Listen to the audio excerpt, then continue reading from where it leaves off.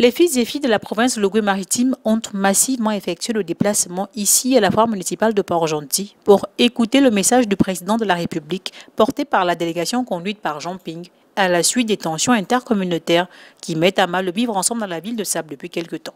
La rencontre citoyenne de ce jour vise essentiellement à recoudre les fils du vivre ensemble mis en mal par certains événements survenus ces derniers temps à Port-Gentil. Je puis vous affirmer que ces événements malheureux préoccupent sérieusement le chef de l'État. Il sera bientôt à Port-Gentil, avec certainement des bonnes nouvelles, mais il ne pourra pas effectuer cette visite dans les conditions actuelles.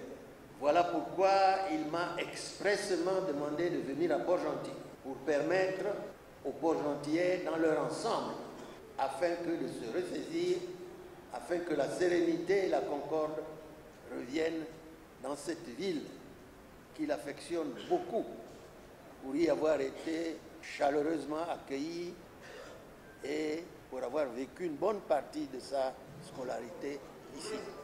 Mon intime conviction, c'est qu'il n'y a rien sur la terre des hommes qui ne puisse trouver des solutions. Prenant la parole, Régis Onangandiaï, fils de la province, par ailleurs ministre des Affaires étrangères, s'est voulu clair dans ses propos. Quelle que soit la province, il y a ce qu'on appelle les autochtones.